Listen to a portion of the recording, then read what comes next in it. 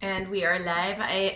I'm sorry. I know that a lot of us are right now in shock because of what we have all seen.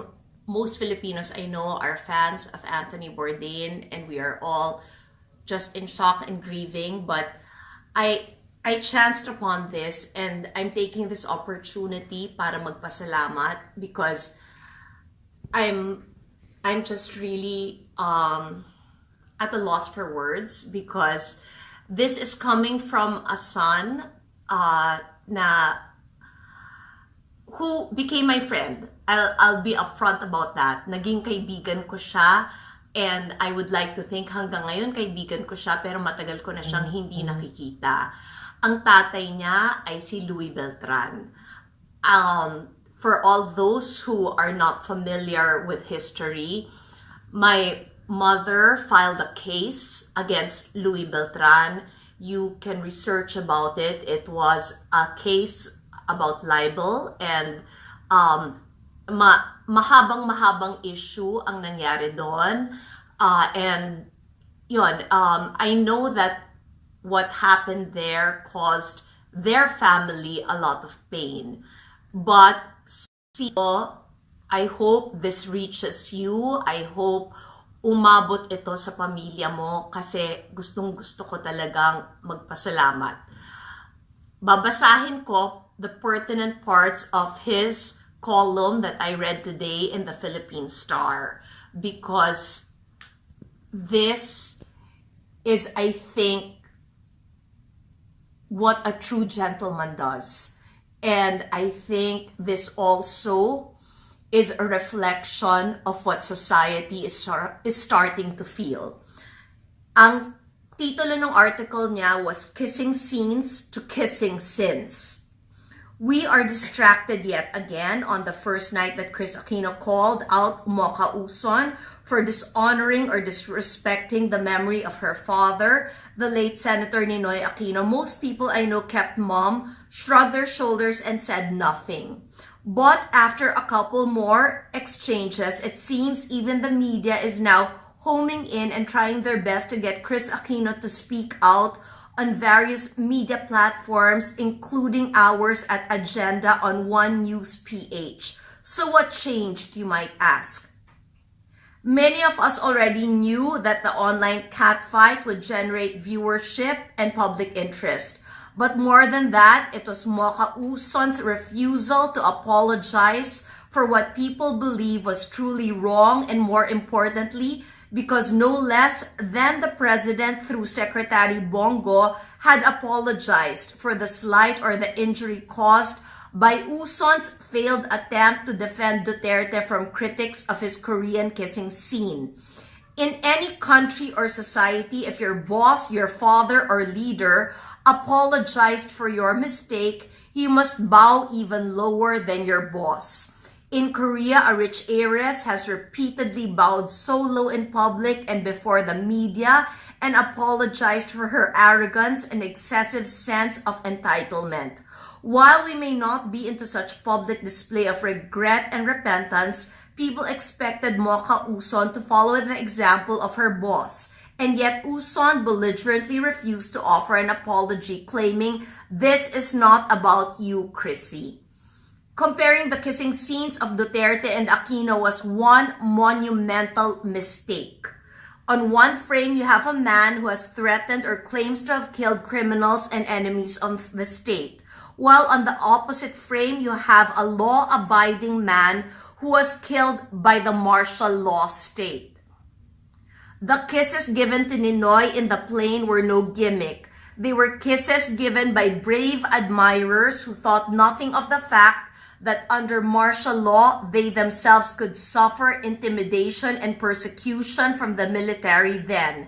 The stolen kisses given to Senator Ninoy Aquino were given as an expression of true love and respect for someone who had spent years in military stockades and was about to die for the Filipino people.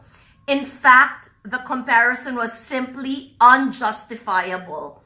Anyone who studies the video might come to the conclusion that the only thing happening for Ninoy was that he was seeing his life pass before him just minutes before being murdered in plain sight. While most people may have written off Uson as the epitome of arrogance or the pasaway of Malacanang, let's not all get so easily distracted from one gimmick to the next. By today, the topic will be Chrissy versus Mocha and no longer about kissing sins.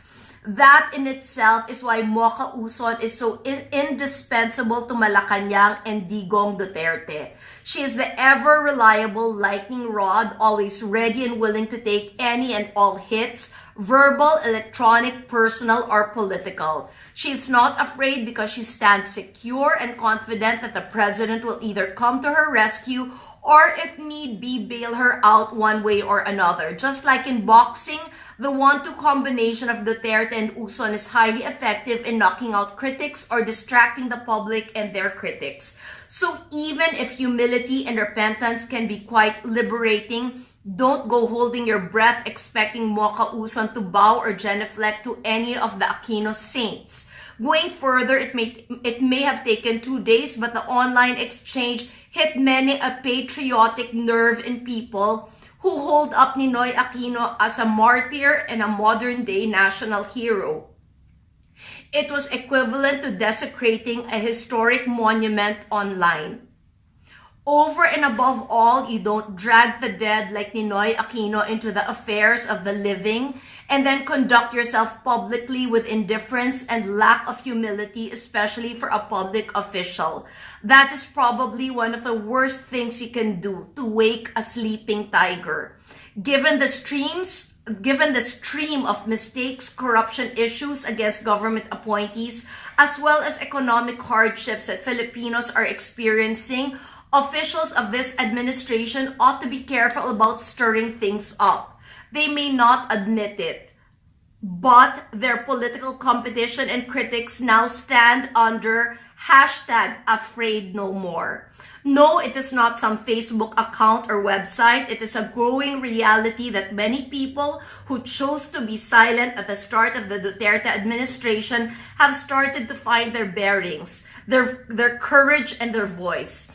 Even the veiled threat or hint of martial law will be ineffective against people who have become so used to being threatened, cyberbullied, and the like.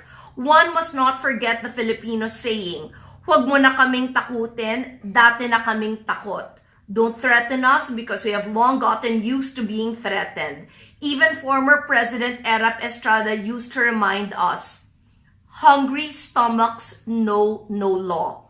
Yesterday's voters and supporters of Duterte are not necessarily very happy about their economic realities today.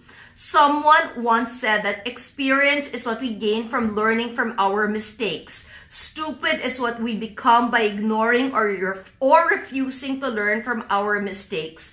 When things backfire or go wrong, let us remember what the Bible teaches in the book of Proverbs.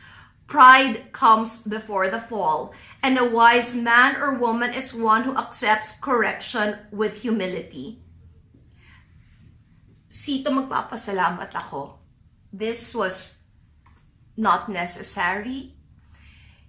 You did not have to speak so kindly about my dad.